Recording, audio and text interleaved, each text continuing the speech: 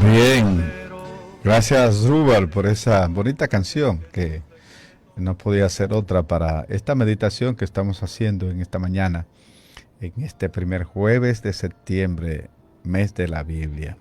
Bueno, estamos con el Shema Israel, la actitud de escucha de todos nosotros los cristianos frente a la palabra, ese Dios que se comunica a través de nosotros, se ha comunicado a lo largo de toda la historia, iniciando esta revelación con el pueblo de Israel. El, la, en el Nuevo Testamento nos habló a través de su propio Hijo, la palabra encarnada, y sigue hablándonos a cada uno de nosotros. Cuando los hebreos, por ejemplo, comparaban a Yahvé con los ídolos, es decir, los gentiles,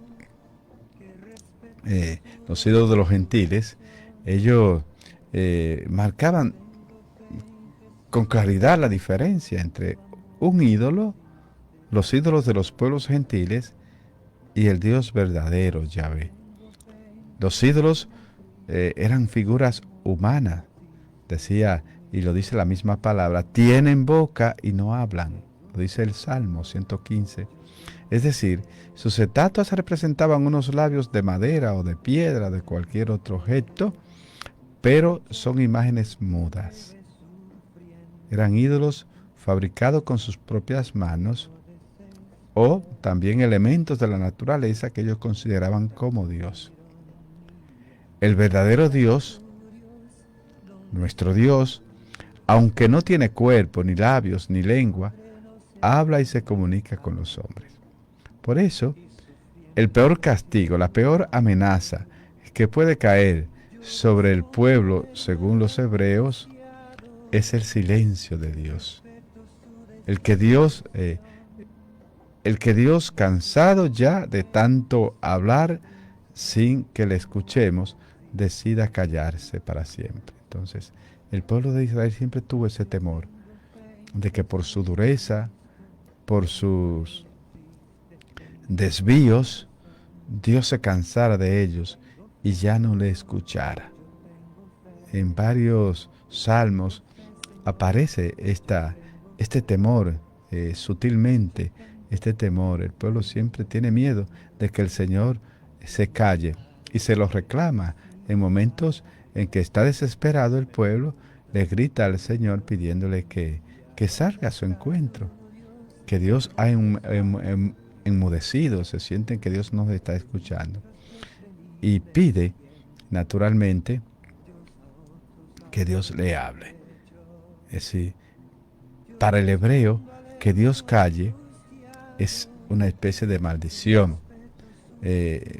Lo va a expresar el profeta, los profetas. Por caso, un ejemplo es Amós, que dice: he aquí que vienen días, oráculo del Señor, en que yo mandaré hambre a la tierra, no hambre de pan ni de sed de agua, sino de oír la palabra de Yahvé.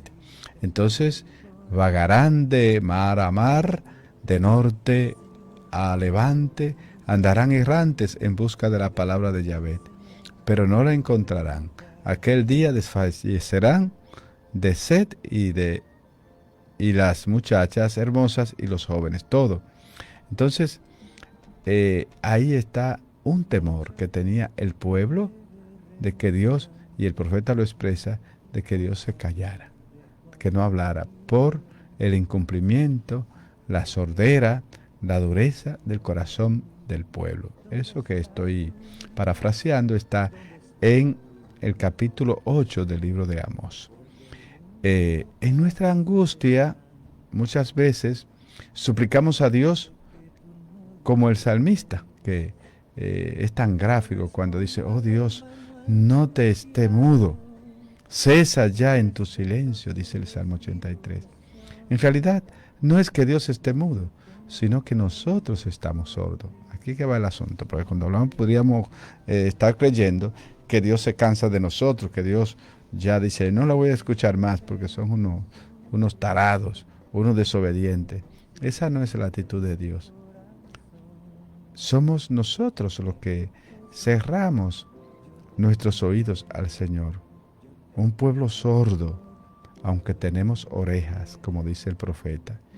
Ya sabemos que no hay peor sordo, como decimos popularmente, que aquel que no quiere oír. No es que no se esté explicando la palabra.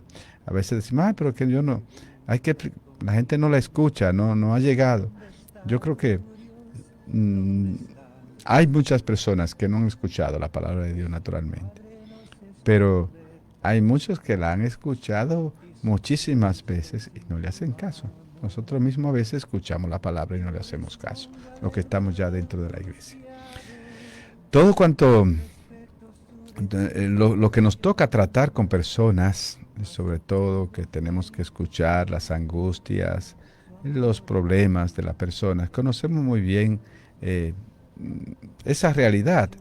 Una persona llega a veces a hablar con uno, con nosotros, agitada, sollozando, y vuelca sobre uno todas sus angustias, sus palabras, sus penas.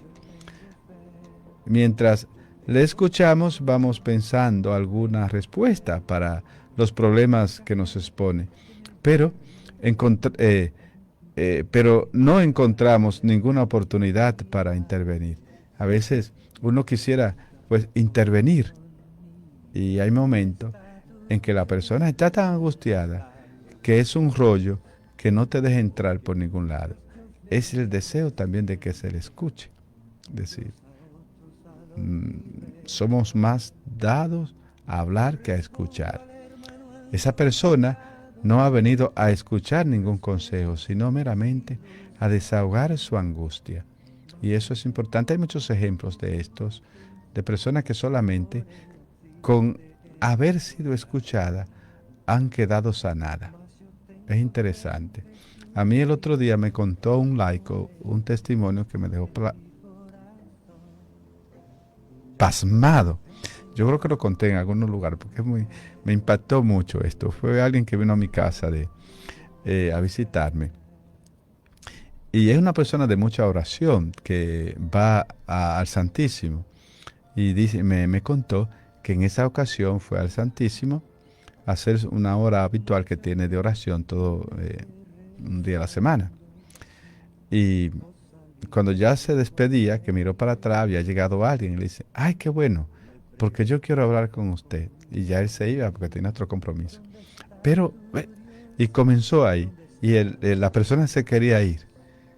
Y la persona angustiada comenzó a decirle a sí mismo, y mientras le estaba contando su problema, él iba rezando, diciendo, Señor, ¿qué yo le voy a decir a esta persona? Porque lo sentía muy angustiado y con temas muy fuertes. Y terminó ese monólogo ahí larguísimo, me dice, desesperado él porque tenía que irse. Pero el hombre le agarró, le agarró de la mano ahí, y tuvo que aguantar todo. Bueno, después que terminó de hablarle todo, la persona que me contó el testimonio, lo único que, por lo que le dijo, se le ocurrió fue decirle, ¿y por qué tú no vas y hablas con la junta de vecinos, con el presidente de la junta de vecinos? Y el hombre le soltó la mano y le dijo, gracias, sí, es verdad. Y hoy está en su casa. Y se metió la mano al bolsillo de la camisa y le entregó el paquete de 3 pasitos que tenía pensado tomarse. Entonces, miren qué cosa esa. Es decir, con una actitud de escucha que fue obligada, porque la persona no estaba para escuchar en ese momento. Pero el Señor lo usó como instrumento para escuchar, y miren qué fácil. Se ve que esa persona estaba muy angustiada, pero el problema que tenía era de orden comunitario, quizás acusaciones, quién sabe lo que le estaba pasando a esa persona, y no veía otra salida que quitarse la vida. Y miren qué simple. Ve y habla con el presidente de la junta de vecinos y se salvó esa vida. Entonces, un ejemplo, un testimonio de que es importante la escucha a Dios, pero también la escucha a los hermanos. Es una actitud que debemos cultivar, escuchar. Hacemos otra pausa.